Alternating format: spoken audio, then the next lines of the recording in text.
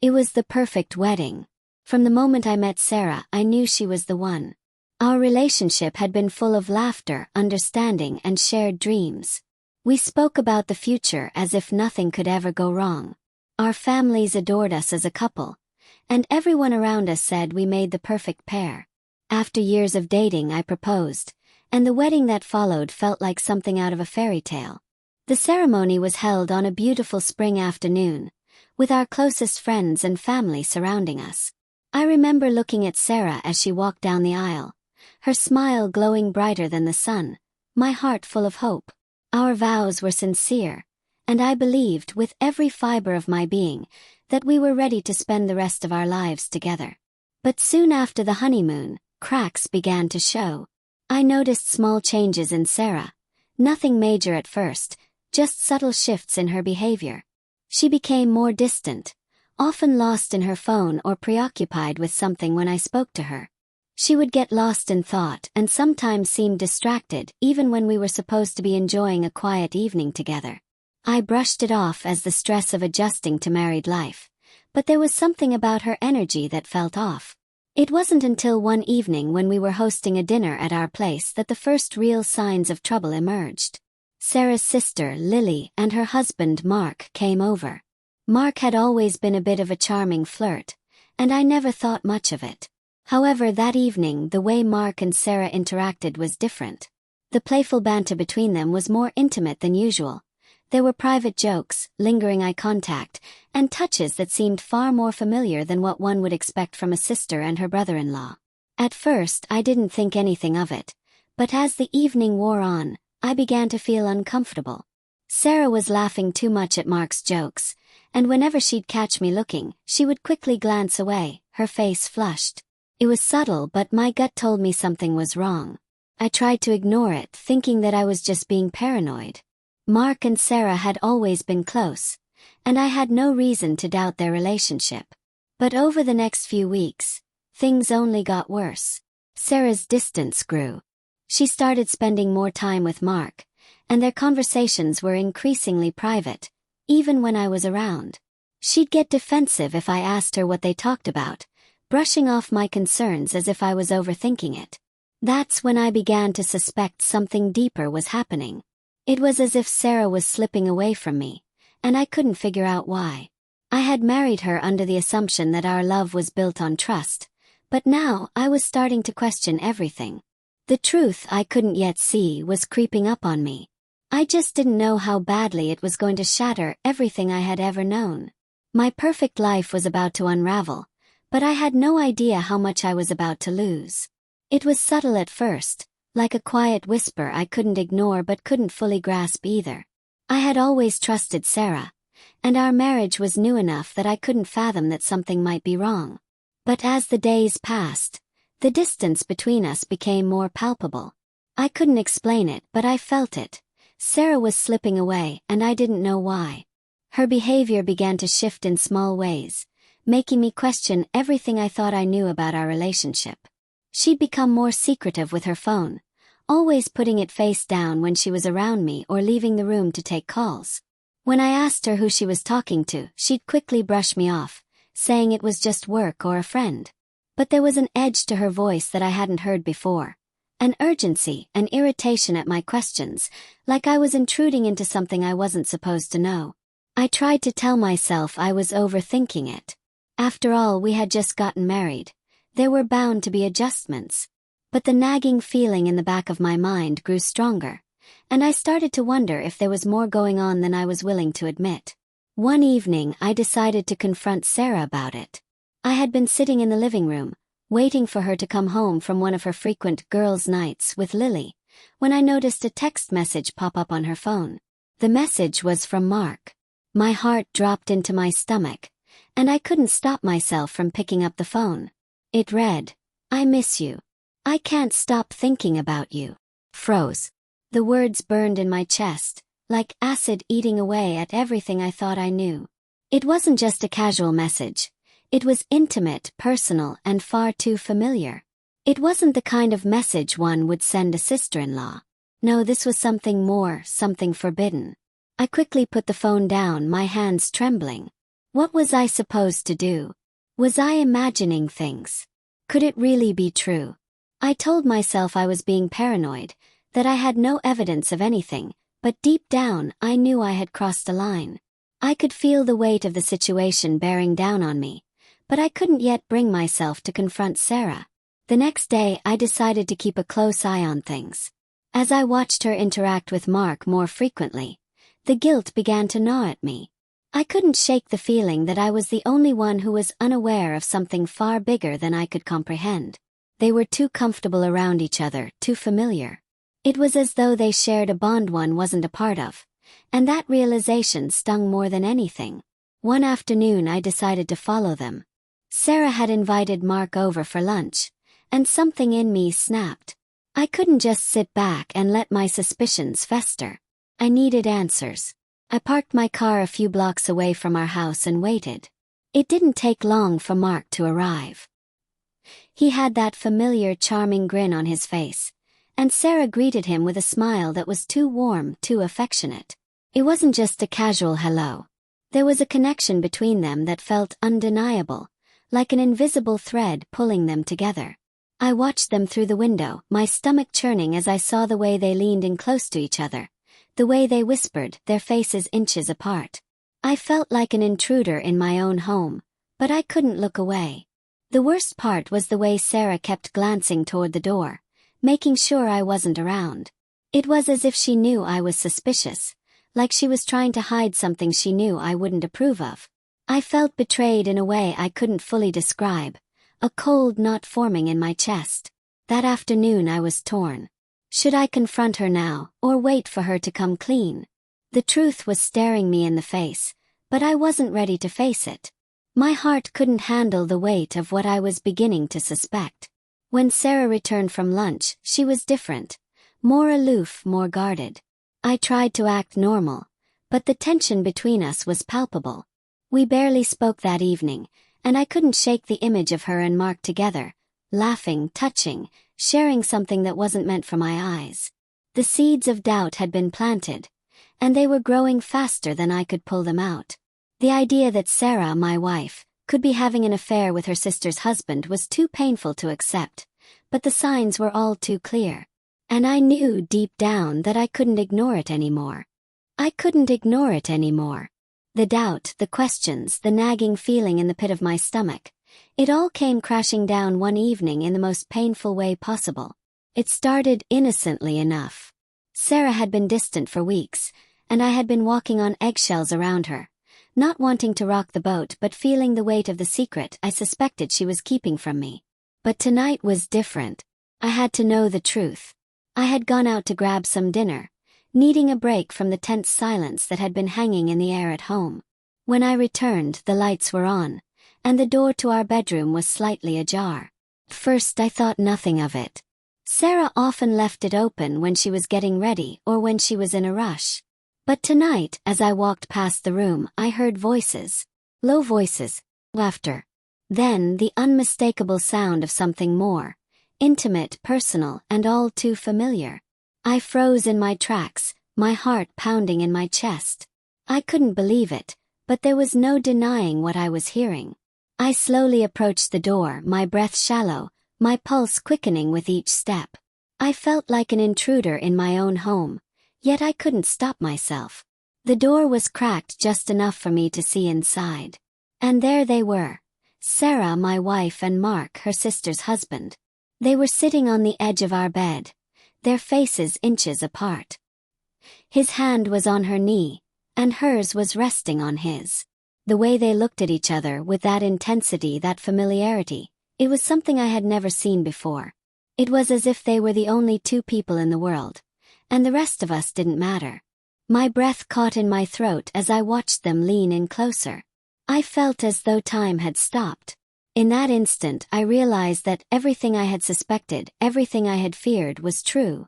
The betrayal wasn't just emotional, it was physical, and it was happening right under my nose. I wanted to scream, to burst through the door and demand answers. But I couldn't move. I was paralyzed by a mix of shock, disbelief, and an overwhelming sense of heartbreak. This wasn't just a betrayal of our marriage. It was a betrayal of everything I had believed in. I watched, unable to tear my eyes away, as Mark kissed Sarah. It wasn't a simple kiss. It was passionate, full of longing. My stomach churned, and I felt the world slip out from beneath me. How could she do this? How could she betray me with her own sister's husband, someone I had considered a friend, a part of our family? The pain of that moment was unlike anything I had ever experienced. It wasn't just the infidelity, it was the sheer humiliation, the fact that everything I had worked for, everything I had believed about our love, was built on lies. I stood there, hidden in the shadows, unable to move. Part of me wanted to burst in and confront them, but another part of me was terrified of the truth. I wasn't ready to face it. It felt like hours passed before I finally forced myself to step away from the door. I didn't know what to do next. I could feel the tears welling up in my eyes, but I refused to let them fall. I wasn't going to cry in front of them. I wasn't going to give them the satisfaction of seeing me break. I went to the living room, my mind racing. I couldn't believe what I had just witnessed. How long had this been going on? Had I been this blind? Was this all my fault? But the questions weren't enough. The anger, the heartbreak, the overwhelming sense of betrayal. It was too much. I felt as though my world had shattered in an instant, and there was nothing I could do to put it back together. After what felt like an eternity, Sarah finally came downstairs, her face flushed, her expression hard to read. She looked at me for a moment, then quickly looked away. She knew I knew. "Where's Mark?" I asked, my voice trembling despite my best efforts to remain calm. She hesitated before answering, her gaze avoiding mine. "He left." I felt the weight of her words like a slap to my face. She was lying. I knew she was lying. Mark hadn't just left. He had been with her. He had kissed her. They had been together right here in our home. And now, she was acting as if nothing had happened. "Sarah," I said, my voice barely above a whisper. "What's going on? I need to know." "Saw you." "I saw everything." Her face twisted with guilt, and for a moment I thought she might break down. But instead she just stood there, her eyes darting nervously, searching for the right words that would make everything okay again. I don't know what to say," she stammered, her voice shaking. "It was a mistake, A mistake." I cut her off, my voice rising. "A mistake? You've been sleeping with your sister's husband, and you call that a mistake?" Tears welled up in her eyes, but I didn't feel sorry for her. I felt nothing but betrayal. I had loved this woman, and she had destroyed everything we had built together. "I never meant for it to go this far," she whispered, her voice barely audible. "It just happened." I shook my head in disbelief. I had given her my trust, my heart, and this was how she repaid me. With lies, deceit, and betrayal. The room was thick with tension, and the air felt suffocating. I didn't know what to say next. My mind was a blur of emotions. Anger, sadness, confusion. How could I have been so blind? How could I have trusted her so completely? And then the unthinkable happened. "Mark is leaving his wife," she added quietly, as if trying to justify her actions. "We were planning to be together." My world came crashing down once again. It wasn't just a mistake. It was something premeditated. Something calculated. She had been planning this all along, and I had been the fool, completely unaware of the destruction that was unfolding right in front of me. The silence in the room was suffocating, thick with the weight of everything unspoken. The reality of the situation settled around me like a heavy fog, and I could hardly breathe. Sarah's confession, that Mark was leaving his wife and they were planning to be together, had left me stunned. I had known there was something wrong, but I never imagined it would be this. I was no longer angry. Anger felt like a distant concept, replaced by something much darker, betrayal. My mind couldn't keep up with the flood of thoughts and emotions rushing through me. I had trusted Sarah. I had married her, promised her my loyalty, my love, and my future. But now, in a matter of minutes, everything had crumbled into dust. I couldn't even look at her. I didn't want to hear her explanations, her excuses, or her apologies. Words felt hollow. Nothing she could say would change what had happened, what I had seen. And yet she stood there, eyes welling with tears, as though expecting me to forgive her, to understand. I felt my stomach twist in knots, and I had to turn away to stop myself from breaking down completely. "Do you even care about me?" I asked, the question slipping out before I could stop it. My voice cracked as the words left my lips, and I regretted it the moment they were said, but I couldn't help myself. The hurt was too raw. I do care," she replied, her voice trembling. "I never meant for it to hurt you. But I didn't know how to stop. It just happened and I got lost." Her words felt like a slap in the face. She got lost. She got lost. She had made a choice over and over again to betray me with Mark, and now she was trying to make it sound like a mistake, like some accident. I couldn't comprehend the audacity of it. The tears I had been holding back finally started to fall, and I didn't try to stop them. I had never felt so humiliated, so worthless. The person I had trusted the most in the world had shattered me with her actions. My love for her had been real, but now it felt like it had all been a lie. "You're not the woman I married," I whispered, more to myself than to her.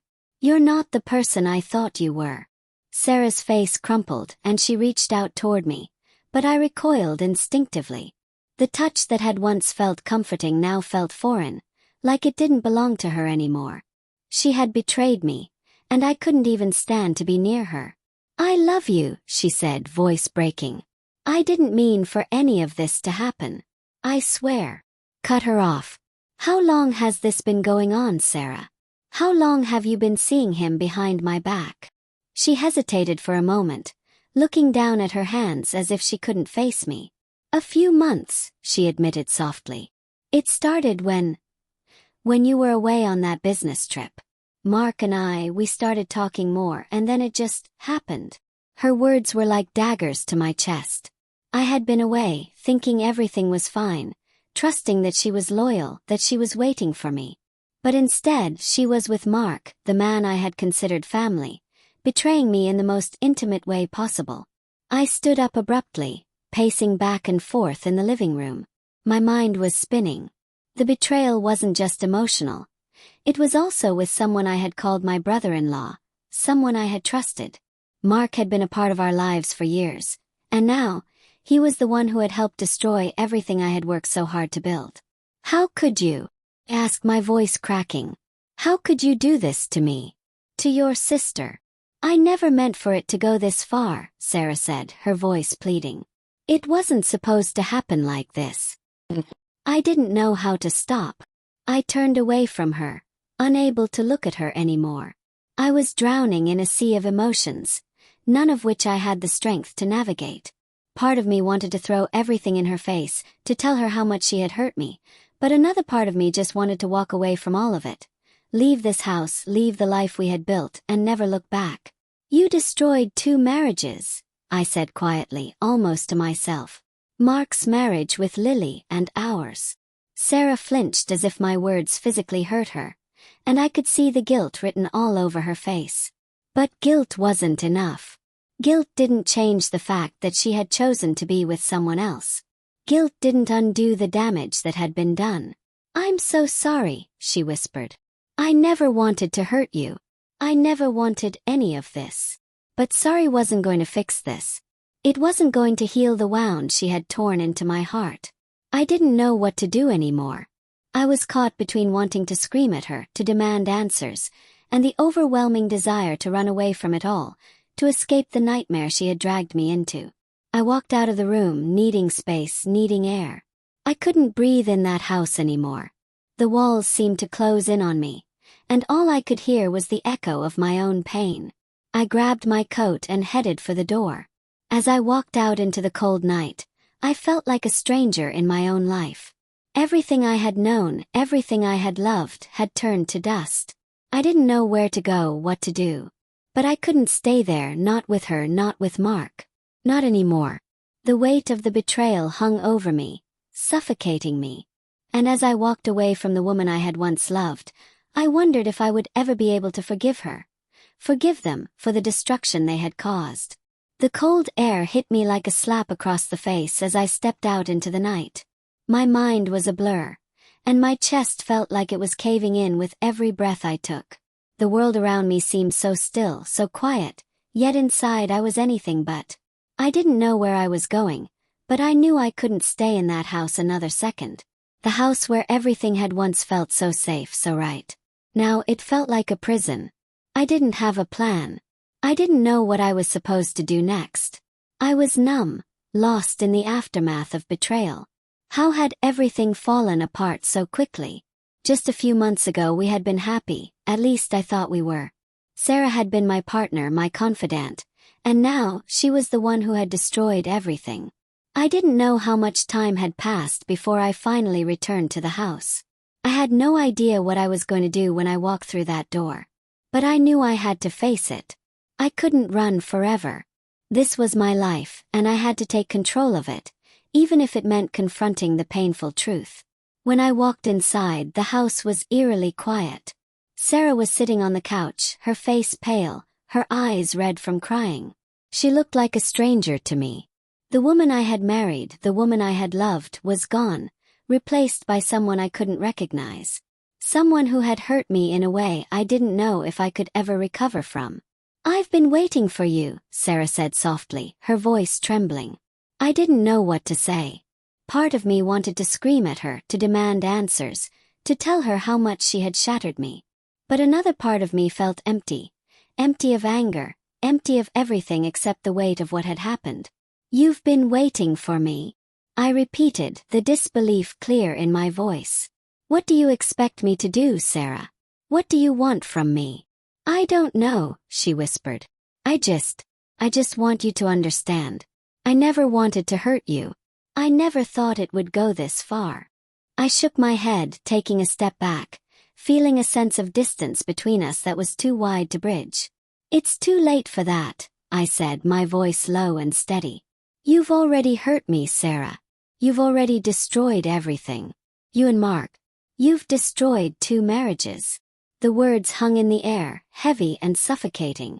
She flinched at the truth, her face crumpling as if she couldn't bear to hear it. But it was the truth. It was all I had left now. The truth was the only thing that remained intact. "I was so lonely," she admitted, her voice barely above a whisper. "I felt like I was fading away. And Mark, he listened to me. He cared about me when I felt like you didn't." I wanted to laugh, but it wasn't funny. It wasn't funny at all. She had chosen him because she felt neglected, because she felt lonely. What about me? What about us? What about the vows we had made to each other? I wasn't perfect, but I had never given her a reason to doubt my love, never given her a reason to look outside our marriage. "You chose to cheat," I said, each word coming out with a raw, bitter edge. "You chose to destroy everything. You didn't come to me when you were lonely. You didn't try to fix our problems. You turned to someone else. Someone I trusted. Someone I considered family." Her head dropped, and she began to sob softly, tears falling freely. "I'm so sorry," she said, her voice cracking. "I never meant for it to end like this. I thought I could make it work with Mark. But now I see how much I've lost. I've lost you. I've lost everything." I wanted to feel sorry for her. I really did. But I couldn't. My heart was too heavy with betrayal to offer her any sympathy. I had given her my love, my trust, and she had thrown it all away. "You've lost more than me, Sarah," I said, my voice barely above a whisper. "You've lost yourself. You've lost your integrity, your honesty. And you've lost the respect I had for you." I watched as the words hit her like a physical blow. She recoiled, her face contorted in pain, but there was no denying the truth in what I had said. She had made her choices, and now she had to live with the consequences. "I'm not asking for your forgiveness," she said, her voice small and broken. "I don't deserve it. But I just need you to know that I never meant to hurt you. I was lost, and I didn't know how to fix it. I didn't know what to do." There was nothing left for me to say. No more words to exchange. No more explanations to hear. The damage was done. And no apology could ever undo what had happened. I stood there, looking at the woman I had once loved, and I realized something. I didn't know her anymore. The woman who stood before me was a stranger. And the life I had thought we shared was nothing but a mirage. A beautiful illusion that had vanished with the first kiss she shared with Mark. I think it's time we both face the reality of what's happened, I said quietly, my voice firm but weary. You and I are done, Sarah. This marriage is over. The words felt final. There was no turning back now. But as much as it hurt, I knew it was the only way forward. We couldn't fix what had been broken. Not after everything that had happened. Not after the trust that had been shattered beyond repair. I'm sorry, she whispered one last time, but this time I didn't respond. There was nothing left to say. I turned and walked out of the room, leaving the woman who had once been my wife behind. The house, our home, felt like a shell, empty and hollow. And as I stepped out into the night again, I realized that it wasn't just the end of my marriage. It was the end of everything I had believed in. But even as I felt the weight of loss crushing me, I knew one thing for certain. I had to move on. I had to heal. And I would. Because this wasn't the end of my story. It was just the beginning. The days after the confrontation felt like a blur. The house, once filled with the promise of a shared life, now felt unbearably silent. It was as if the walls themselves mourned the loss of what we had built together. Every corner of the home, our home, held memories both sweet and bitter. And now, they were tainted by the betrayal I couldn't escape. I stayed in the spare bedroom for days, not wanting to face Sarah or the reality of what had happened. I spent most of my time in a daze, barely eating, barely sleeping. It was as though a cloud of fog had settled over my life. And no matter how hard I tried to push it away, it wouldn't lift. The weight of the betrayal pressed down on me, suffocating me in its intensity. The sadness and anger swirled together inside me, making it hard to think clearly, to focus on anything but the pain. The truth was, I didn't know how to move forward. I didn't know where to start or what the next step was. My marriage, the life I had envisioned, had come to a crashing halt. And now I had to figure out what came after. The thought of starting over felt daunting, impossible even. How could I rebuild a life when everything I had worked for, everything I had cared about, was lying in ruins? The first few days passed in a haze. Sarah tried to talk to me, tried to apologize again, but I shut her out. I couldn't hear her anymore. Her words had lost their meaning, and the pain in her voice only made everything worse. She had destroyed the trust we once had, and there was no coming back from that. She didn't understand that now. She didn't understand how broken I was, how deeply she had cut me. I finally reached out to my best friend, Ben. I needed someone to talk to, someone who would listen without judgment, without offering empty words of comfort. Ben was always there for me through the good times and the bad. But this was different. He had never seen me in this kind of pain, and I wasn't sure how to explain it to him. Man, I don't know what to say, Ben said when I finally broke down and called him. I can't imagine what you're going through, but I'm here for you. If you need anything, just let me know. It wasn't much, but just hearing his voice was enough to bring some relief. I didn't feel as alone in that moment. He didn't offer advice or try to fix things. He just let me talk, let me vent. And that was all I needed. I wasn't ready for advice. I wasn't ready to hear about how I could heal, how time would make things better. I just needed to let the anger and sadness out. And I did. For hours I ranted about Sarah, about Mark, about everything that had gone wrong. I cursed them both. I cursed the life I had been living. I cursed the way I had let myself be so blind to the cracks that had been forming beneath the surface. It wasn't pretty, but it was cathartic. For the first time in days, I didn't feel like I was drowning. Over the next few weeks, things started to shift. Slowly, painfully, I started to pull myself out of the darkness. It wasn't easy. It wasn't fast. But I began to take small steps. I spent less time dwelling on Sarah and more time focusing on myself. I tried to regain some sense of control over my life, even though it felt like the world had been turned upside down. I started going back to the gym, something I had neglected for months. The physical exertion helped clear my mind, gave me a place to release some of the anger that still bubbled beneath the surface. I even began to pick up some old hobbies I had abandoned when Sarah and I got married. Playing guitar, reading, writing. It wasn't about forgetting. It was about rediscovering who I was before I had become consumed by the relationship. But the hardest part was the constant reminder of Sarah, of the life we had built. Everywhere I went, I saw traces of her.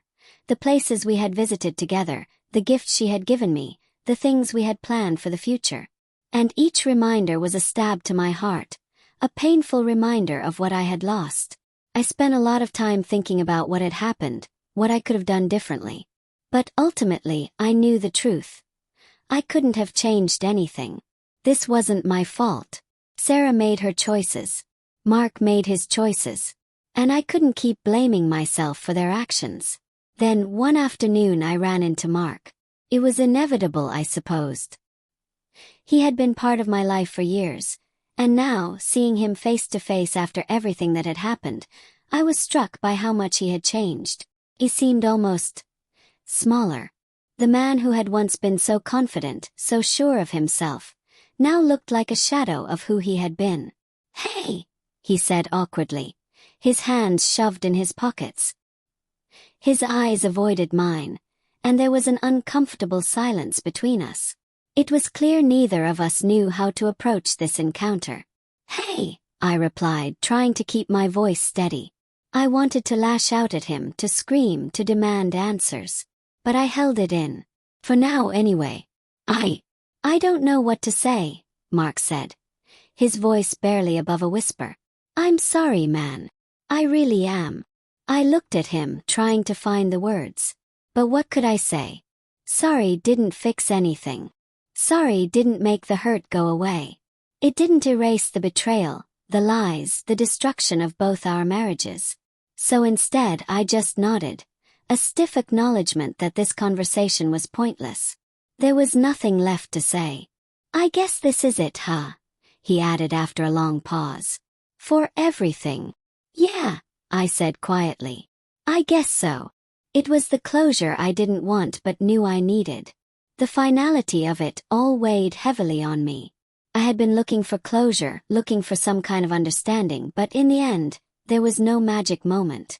No one could give me the peace I craved. Only time could heal what had been broken, and even then, I didn't know how long it would take. As I walked away from Mark, I realized something. The healing wouldn't come from anyone else. It would come from me. From within myself. It was up to me to reclaim my life, my happiness, and my future. And so, I took the first step toward that. The road ahead wasn't going to be easy, but it was mine to walk. The weeks stretched on, and with each passing day, I felt a little more distance between myself and the wreckage of the past. It wasn't immediate, and it certainly wasn't easy, but there was something healing in the process. As I focused on myself, I began to understand something important. Healing wasn't about forgetting. It was about accepting that life could still be good, even after it had been shattered. The first step in rebuilding was letting go of the bitterness.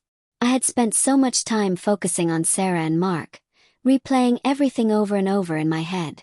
But I realized that dwelling on the past wasn't helping me move forward.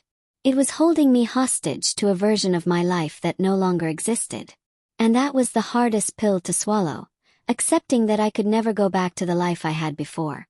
I moved into an apartment, a small but cozy space that was all mine.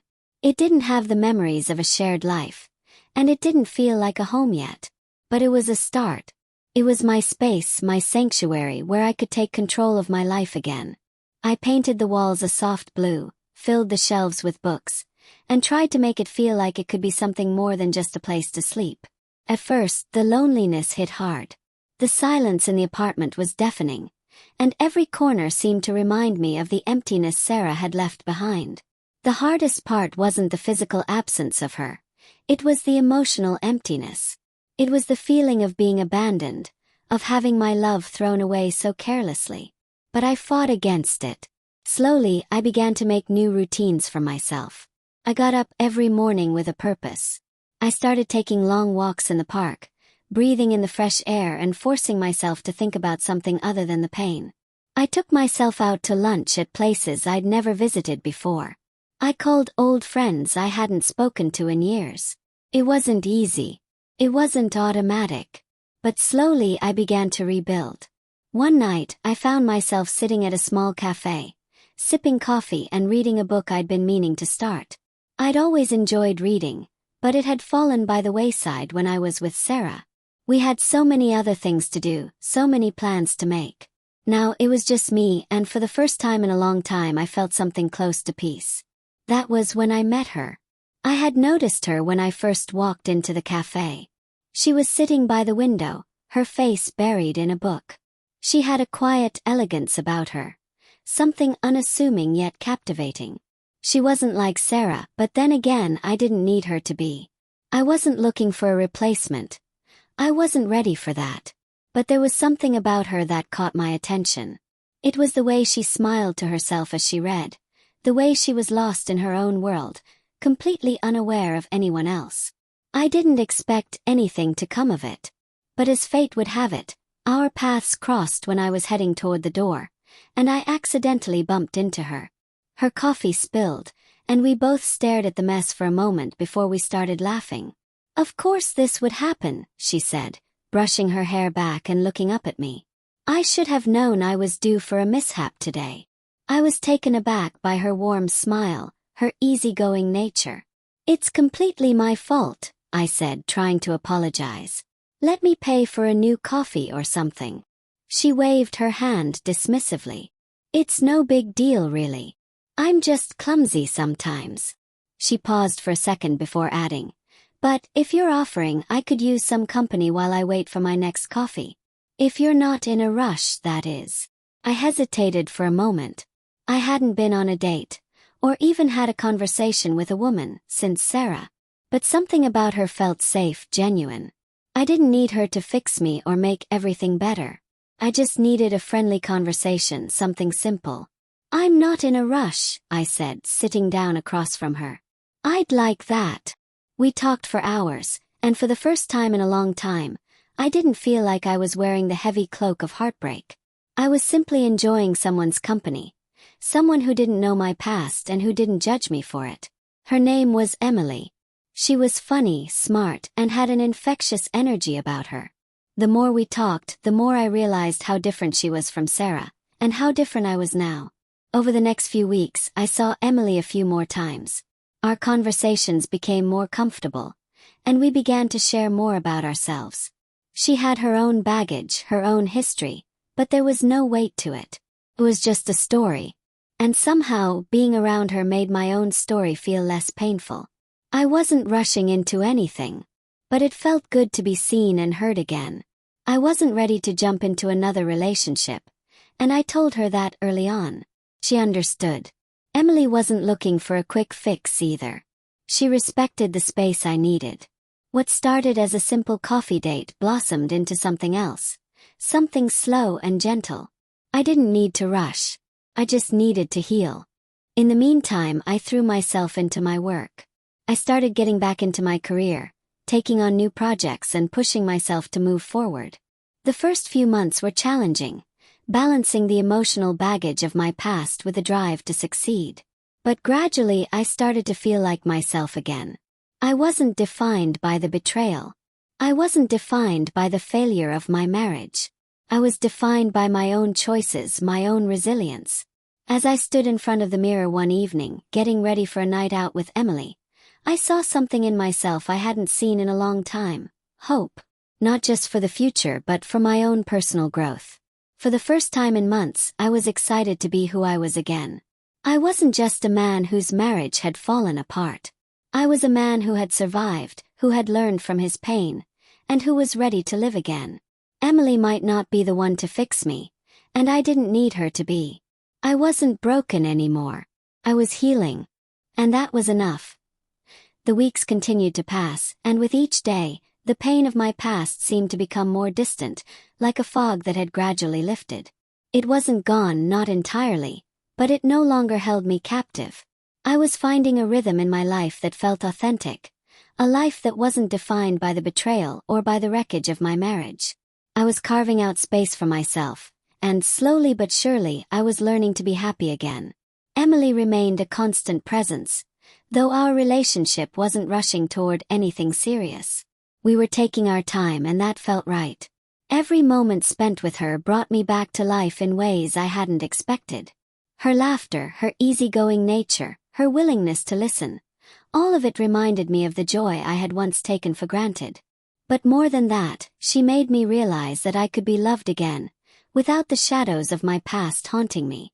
But there were still moments, small moments, that crept in and reminded me of what I had lost. I'd be walking through the grocery store, and I'd see a brand of cereal Sarah used to buy. A song would come on the radio that we had danced to at our wedding, and for a brief moment, I'd feel a sharp pang in my chest. Those moments stung, but they no longer felt like daggers. They were more like reminders that life was a series of good times and bad times, and that the bad didn't have to define me. One evening, Emily invited me over to her apartment for dinner. She had been talking about her love for cooking, and I was intrigued. We spent the evening in her cozy kitchen, laughing and talking as she prepared a meal. It felt so normal, so natural, and for the first time in a long time I realized that I wasn't just surviving anymore. I was living.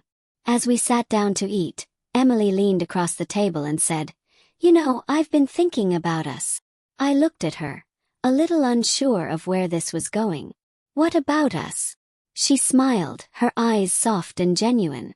"We're taking this slow, which I really appreciate. But I also want you to know, I'm here if you want me to be. I don't want to rush you, but I'm not going anywhere." Her words were like a balm to my soul. I hadn't realized how much I needed to hear that until that moment. In my heart, I knew that I wasn't ready for anything serious, but the thought of having her in my life, of her being patient with me as I healed, meant more than I could express. "I'm not ready yet," I said honestly, trying to be as gentle as I could. "But I want to keep seeing you. I want to take my time. I'm just not sure where this is going yet." She nodded, her smile never faltering. "I understand. And I'm happy to take it one day at a time." It was a huge relief to say that out loud, to acknowledge that I wasn't rushing into anything, but that I was open to whatever might come. I wasn't defined by the failures of my past anymore. I was creating something new, something different, and it didn't have to be perfect. Just had to be real. Over the next few months, things settled into a new normal. I continued to work on my career, pouring myself into projects that made me excited for the future. I took trips, spent time with friends, and embraced a freedom I hadn't known before. It was the freedom of knowing that I was enough on my own. It was the freedom to make mistakes, to learn, and to grow without the weight of someone else's choices on my shoulders. One afternoon I received a message from Sarah. It had been months since I had heard from her, and to be honest, I wasn't sure how to feel about it. I had spent so long feeling angry and betrayed that the idea of hearing from her made me anxious. But part of me knew that this conversation was inevitable. There were things left unsaid, things I needed to address for my own peace of mind. I took a deep breath and opened her message. "I'm sorry," it read. "I know I've done so much to hurt you, and I can't undo what happened. I don't expect you to forgive me. I just wanted you to know that I've been doing some thinking, and I understand now the consequences of my actions. I was selfish. I hope someday you can find peace." It wasn't the apology I had been waiting for, but it was something. It was a step toward closure, even if it didn't undo the damage she had caused. I didn't respond right away. I didn't feel the need to. Instead, I sat with a message for a few hours, letting it sink in. And after a while, I realized something important. I didn't need her apology to move forward. I didn't need anything from her anymore. I had already forgiven her in my heart, not for her sake, but for mine. I couldn't hold on to the bitterness. I couldn't keep letting the past control my life. And that was the true healing, learning to let go of the pain not for the other person but for myself. That night, as I sat with Emily on her couch, our fingers intertwined, I realized that this was what moving forward looked like. It wasn't a straight path. It wasn't easy. But it was real. It was honest. And it was mine. The future was still uncertain, but for the first time in a long time I felt like I was on the right path. No matter what happened, I knew I had the strength to keep going, to keep growing, and to keep living. And as for Sarah, and everything she had taken from me, well, I had learned that the true power lay in what I chose to hold on to, and what I chose to let go.